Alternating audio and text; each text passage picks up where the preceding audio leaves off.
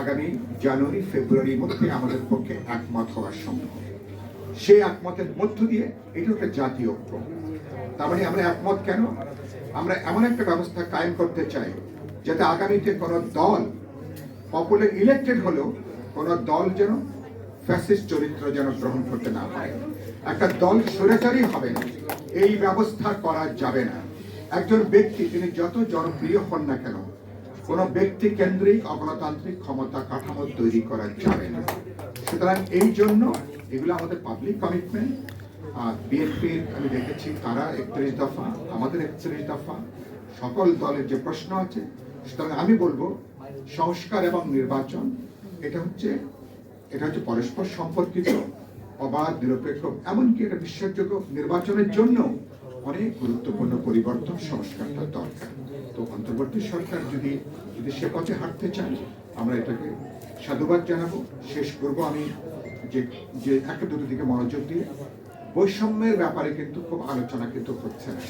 সীমাহীন যে অর্থনৈতিক বৈষম্য, সীমাহীন যে দুর্গতি, ধনী গরিবের সীমাহীন বৈষম্য, সম্পদের যে সীমাহীন বৈষম্য, খেয়াল করবেন কোনো গণমাধ্যমে, টেলিভিশনকে, সংবাদপত্রে এগুলা কিন্তু বড় কোনো আলোচনার মধ্যে নাই। ডক্টর দেবপ্রিয় আমার বন্ধু মানুষ, তারা যে সংস্কারে তারা যে শ্বেতপত্রটা দিয়েছেন, আমি দেখতে চাইব অন্তর্বর্তী সরকার এটাকে তারা গুরুত্ব সহকারে বিবেচনা করবেন। 16 বছরে লুটপাটের একটা চিত্র, কিভাবে রাষ্ট্রীয় ক্ষমতাকে লুটপাটের সুযোগ হিসেবে এটাকে ব্যবহার করা হয়েছে, কিভাবে আওয়ামী লীগ তার 16 বছরে ক্ষমতাকে লুটপাটের লাইসেন্স হিসেবে তারা এটাকে বিবেচনা করে এসছে। আমি এসব ব্যাপারে তারা উদ্যোগ নেবেন, রাজনৈতিক দলগুলো আলাপ আলোচনা করে পরবর্তী ইলেকটেড গভর্নমেন্ট এই কাজগুলোকে তারা এগিয়ে নেবেন। এবং আমি শেষ করব যে কথাটা বলে, আমি ইতিমধ্যে গতকাল তিনি আবার আমার অর্থনীতি বিভাগে তিনি শিক্ষক ছিলেন, আমার প্রফেসর ডক্টর ওয়াহিদুদ্দিন মাহমুদ, তিনি শিক্ষা এবং তিনি পরিকল্পনা উপদেষ্টার দায়িত্বে। তিনি বলেছেন যে আগামী বছরের মধ্যে বাংলাদেশের মানুষ একটা নির্বাচিত সরকার দেখতে পাবে। তবে এটা তার ব্যক্তিগত মতামত তিনি দিয়েছেন, আমি এই বক্তব্যকে স্বাগত জানাই। এর আগে ডক্টর আসিফ নজরুল আরেকজন উপদেষ্টা, তিনিও একই রকম বক্তব্য তিনি দিয়েছিলেন। তারও আগে আমাদের সেনাবাহিনীর প্রধান জেনারেল ওয়াকারুজ্জামান, তিনিও বলেছিলেন যে 18 মাসের মধ্যে তিনিও একটা নির্বাচন হবে, এরকম একটা আশাবাদ তিনি ব্যক্ত করেছিলেন। আমি মনে করি এই বক্তব্যগুলো আনুষ্ঠানিকভাবে সরকারের বক্তব্য না হলেও এই বক্তব্যের মধ্য দিয়ে সরকারের একটা চিন্তার বা মনোভাবের তার একটা বহিঃপ্রকাশ হিসাবে এটাকে আমরা বিবেচনা করতে পারি।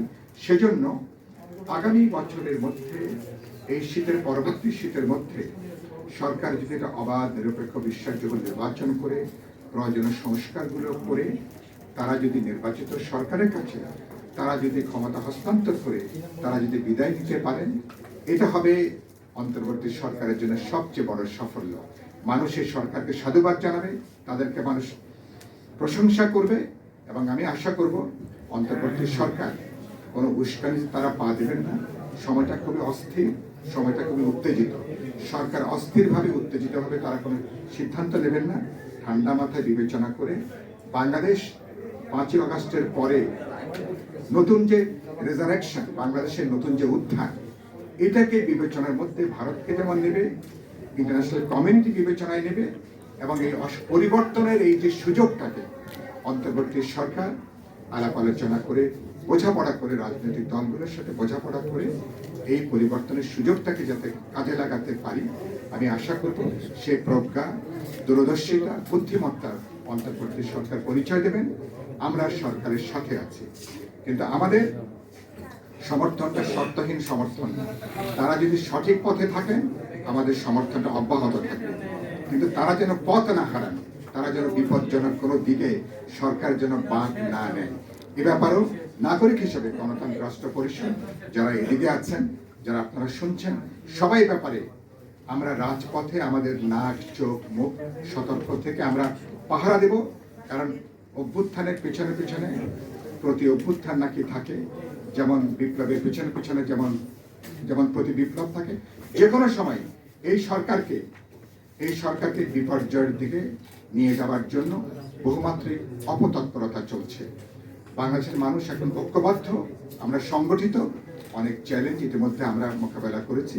আমি আশা করি আগামীতে গণতান্ত্রিক অভিযাত্রার দিকে দেওয়ার যে চ্যালেঞ্জ, ঐক্যবদ্ধভাবে সেই চ্যালেঞ্জও আমরা সবাই মিলে যার যার জায়গা থেকে আমরা সেই চ্যালেঞ্জ মোকাবেলা করব।